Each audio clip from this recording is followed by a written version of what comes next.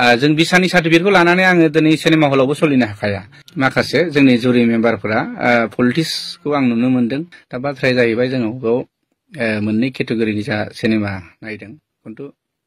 मोननै केटेगरिखौबो जयैनो मोनसेयावनो नायनाय जादों बाथ्राया जाहैबाय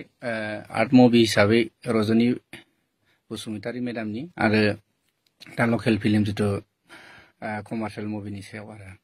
दा बाथ्राया जाहैबाय मेडाम रजनी बायदिनि जिथु गराय फाख्रि सिनेमाया गोबां जायगायावनो आसामनि गुबुन गुबुन स्टेटआवनो गोबां केटेगरियावनो एवार्ड मोनबोनाय सिनेमा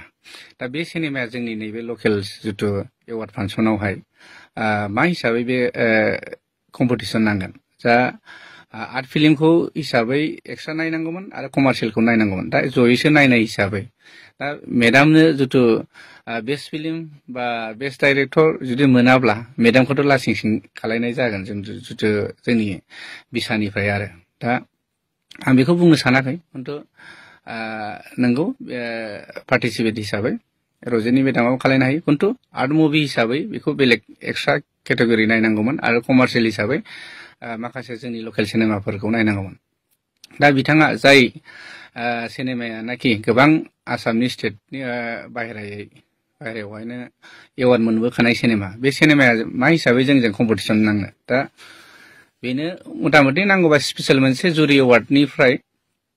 स्पेसियेल एवार्ड होजायोमोन आरो मान सनमान खालामनानै खिन्थु कम्पिटिसनाव होआलासिनो आं बेखौ नुहुरदोंमोन आरो बे आंनि साननायसो आरोखि बे मोनसे थांबाय दा बाथ्राया जाहैबाय दा आंनि सिनेमा थैसाम टुखौ लानानै आं बुंनो सानदों दा जायनाखि जोंनि सिनेमायाहाय बे बोसोराव आं नुनायाव आरो बांसिन कालेक्सन जानाय हिसाबै आंनि बाजेटआ 60 लाखसनि बाजेटमोन दा बे सिनेमाया मथा मथि 98 लाखसो कालेक्सन जानाय जादों आरोखि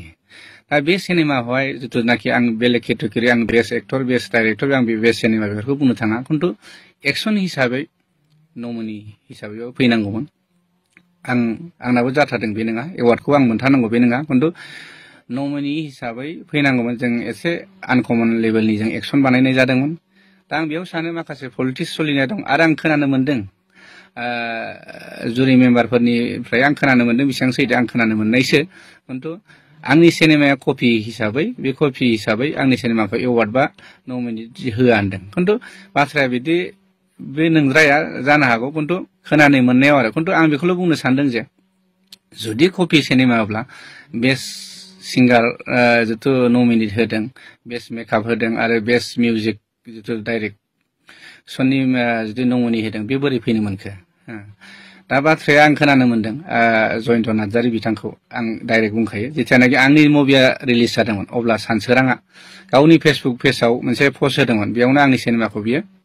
इनसाल्ट खालायखादों आरो जयन्त नार्जारीयाबो अब्ला बिथाङा दिनै प्रेजेन्ट एक्टिभ जुदि आर्टिस्ट मानसिया मा हिसाबै जुरि मेम्बाराव थानो मोनखो दा गावनिनो मोननै मोनथाम सिनेमा दं जिथु बे एक्टिभ हिसाबै बे बोसोरनि बा थांनाय बोसोरनि सिनेमायाव दा बे सिनेमायावबो थानाय हिसाबै एक्टिभ माने जिथु प्रेजेन्ट जिथु आर्टिस्ट हिसाबै बिथाङा जुरि बर्डआव थानो मोनामोन आंनि नुनायाव आरो मालाया मा सानो खिन्थु आं बेखौ मोजां मोनाखै जेब्लानाखि आं बेखौनो आंनो बेनो लास्ट आं माने बड' सिनेमा आर्टिस्ट एस'सियेसननि आं एवार्ड फांसनाव आंनि मुभिखौ आंनो बेनो लास्ट आरो नेक्स्ट बाराव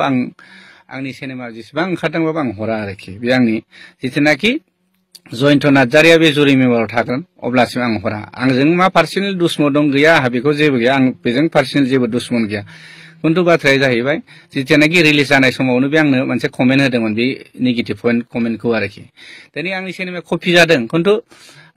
हलिउड बलिउडफ्राबो बिराद कपि खालायो खिन्थु बिथांमोनाबो दिनै बेबायदिनो सोलिदों जानो हागौ आंनि स्ट'रि बायदिसिनाफ्रा कपि जानो हागौ खिन्थु एक्टिं बायदिसिनाथ' कपि नङा एक्सनाथ' कपि नङाना दिनै रायजोफ्रा हाजार हाजार रायजोफ्रानो आंनि सिनेमाखौ नायदों दा आं बेलेग केटेगरिखौ बुंनो थाङा आंनि एक्सनखौ माने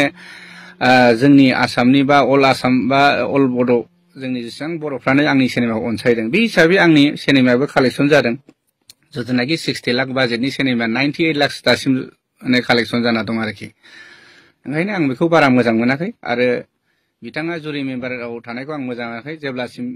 माने बे जुरि मेम्बाराव थागोन बिथां जयन्त नार्जारीया अब्लासिम आंनि सिनेमाखौ आङो बिसानो आङो एवार्ड फांसनाव हराबो खिन्थु बेनो आं बिसानि सार्टिफिकेटखौ लागोन आं बिसाखौ फोथायो खिन्थु माखासे जोंनि जुरि मेम्बारफोरा पलिटिक्सखौ आं नुनो मोनदों हो बयबो बिथांमोनानो गोबां जोंनि आर्टिस्ट बा जोंनि प्रडिउसार डाइरेक्टरफ्राबो गोबां रायलायदों दिनै बुंनो हायैयावसो बुङाखै आं दिनै फकासाव बुंदों बेयाव जुदि माबाफोर गोरोन्थि जादोंब्ला आं निमाहा मोनगोन होनना सानदों खिन्थु लिगेलि थांनांगौ बे आरोखि ओंखायनो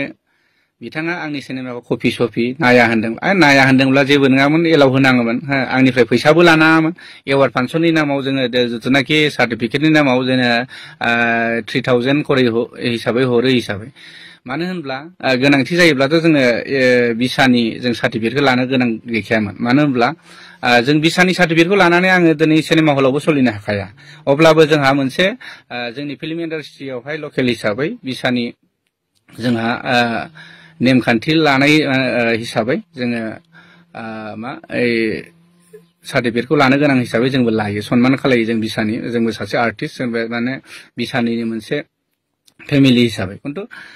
जों बे बिसानि सार्टिफिकेटखौ लानानै जोङो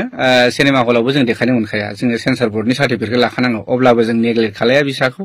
बिसाया थांना थानांगौ जेब्लाबो नैबेखौ जों लुबैयो